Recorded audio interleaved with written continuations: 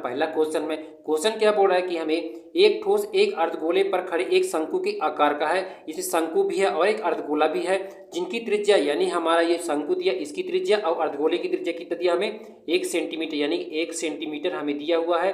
और तथा शंकु की ऊंचाई उसकी त्रिज्या के बराबर है, यानी कि जो शंकु की ऊंचाई है हमारा, जो ये ऊंचाई निकला शंकु की, याद रखिए कि त्रिज्या कितना 1 है, तो ये भी कितना रहेगा हमारा 1 सेंटीमीटर दिया हुआ, यानी कि ऊंचाई भी और त्रिज्या भी हमें दिया हुआ है। ऊंचाई त्रिज्या के बराबर इस ठोस का आयतन पाई की पदों में ज्ञात कीजिए। चलिए हम इसको सॉल्व करेंगे। हल लिखेंगे। हमें पहले जो दिया लिखेंगे, क्या क्या दिया है लिखेंगे। दिया क्या दिया हमें, शंकु का त्रिज्या, ये शंकु की त्रिज्या हो गया और अर्धगोले की त्रिज्या लिखेंगे। शंकु की त्रिज्या, शंकु की त्रिज्या, शंकु की त्रिज्या यानी आर बराबर हमें कितना दिया है 1 सेंटीमीटर, 1 सेंटीमीटर ये हो गया हमें। और अर्धगोले की त्रिज्या, अर्धगोले की त्रिज्या आर बराबर 1 सेंटीमीटर ये दिया हुआ है। और याद रखिए क्या लिखा है, ऊंचाई हमें देखिए शंकु की ऊंचाई दिया है, तो शंकु लिखेंगे शंकु की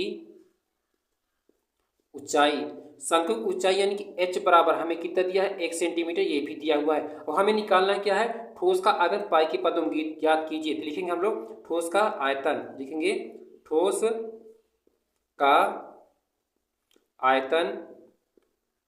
ठोस का आयतन हम लोग दिख रहा है क्या चीज है इसमें, शंकु का आयतन है, एक अर्धगोले का आयतन। तो लिखेंगे हम लोग यहाँ पर शंकु का आयतन, क्या लिखेंगे शंकु का आयतन, शंकु का आयतन प्लस जोड़ देंगे किसका हम, अर्धगोले का आयतन, लिखेंगे अर्धगोले का आयतन। चलिए अर्धगोले का आयतन।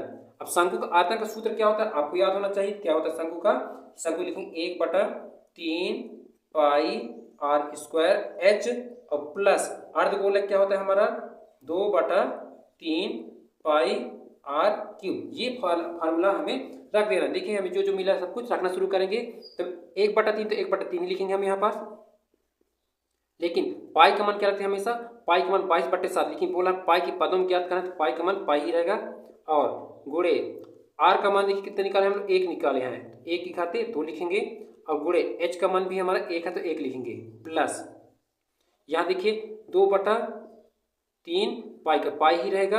आर का मान कितना 1, तो लिखेंगे 1 की पावर 3 लिख देंगे। इसको चलिए सोल्व कर लेते हैं। गुणे का चिन्ह रहेगा 1 देखिए 1 का खाते अगर 2 बार गुणे 1 बनेगा, और 1 का गुणे 1 से कितना आ जाएगा 1 है, और 1 ही के ऊपर 1 ही लिखेंगे, यानी कि आगे हमारा पाई और बटा आ जाएगा आपका 3, प्लस यहाँ भी कर लीजिए।